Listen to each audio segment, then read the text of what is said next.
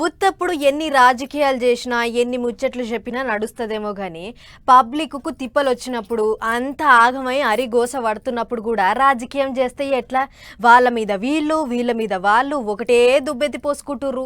పబ్లిక్ను ఆపతిలకించి బయటపడేసే ఆలోచనలు చేయుర్రి అని అంటే లీడర్ సాబులు పంచాదులు పెట్టుకుంటుర్రు. మీరంటే మీరే అని అనుకుంటుర్రు. గా ముచ్చట్లేంటియో ఒకసారి అరుచుకొని వద్దాం పార్రి. ఏతోనికి ఏత అయితే కాతోనికి కాత అయినట్టు ఓ దిక్కు పబ్లిక్ అంతా వరదలతోని ఆగమాగమై ఉన్నదంతా పోగొట్టుకొని ఊసూరు మంటుంటే లీడర్ సాబులు పలకరింపులకు పోయి కూడా పంచాదులు పెట్టుకుంటారు, ఒగలనొగలు తిట్టుకుంటారు. మంగళవారం ఖమ్మం జిల్లాల పబ్లిక్ ను అరుచుకోనికే పోయిన చెయ్యి పార్టీ వాళ్ళు కారు పార్టీ వాళ్ళు ఒగళ్ళ మీద ఒగళ్ళు ఎత్తెత్తి పోసుకున్నారు. ఆఖరికి కారు పార్టీ వాళ్ళ బండ్ల మీద కొంతమంది రాళ్ళు కూడా ఇసిరిండ్రు.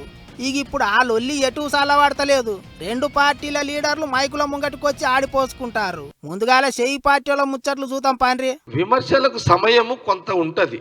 ఎప్పుడు ఉంటుంది అంటే ప్రాబ్లం ఏంటంటే వాళ్ళ కొంత రాజకీయాలు అంటే 10 ఏళ్ళు ఏకదము గవర్నమెంట్లో ఉన్నారు కదా, వాళ్ళకు అపోజిషన్లోకి వచ్చేసరికి వాళ్ళు షాక్లో ఉన్నారు. ఇంకా వాళ్ళు అంటే ప్రతిపక్ష రాజకీయ పార్టీగా ఎలాంటి బాధ్యతలు నిర్వహించాలని ఒక ఆలోచన హరీష్ రావుకు లేదు. ఆయన కాదన్నట్టు పాత సర్కారు వాళ్ళకు పవర్ లేకపోయినా ఇంకా అట్లనే చేస్తాండ్రు అన్నట్టు మాట్లాడిండు జగ్గన్న.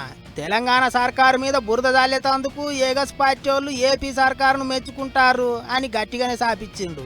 ఇగిదిట్లుంటే కారు పార్టీ వాళ్ళ కబ్జాలు చేయవచ్చే ఖమ్మం మునిగింది అన్నట్టు మాట్లాడిండు కదా సీఎం సారు. దానికి ఇగో వాళ్ళేమంటారో చూడుర్రే. 1 ఇంచ్ ఖమ్మంలో నీ ఇష్టం వచ్చిన యాక్షన్ తీసుకో, I'm ready for it. Challenge చేస్తున్నా, యూ క్యాన్ ప్రూవ్ ఎనీథింగ్. ఇక పైకి వెళ్ళి ఏది మాట్లాడితే అది అబద్ధం నిజమైపోతుంది, ప్రజలు నమ్ముతారంటే నమ్మరు ప్రజలు. ఇప్పుడున్న పరిస్థితుల్లో ప్రజలకు కావాల్సిన స్వాంతన తప్పితే మీ వ్యక్తిత్వ హననం, భౌతిక దాడులు, వ్యక్తిత్వ హనన దాడులు కాదు కావాల్సింది. ప్రజలకు కావాల్సింది మీ రిలీఫ్ మెజర్ కావాలా. గిట్లా మీరంటే మీరే అనుకుంటారు.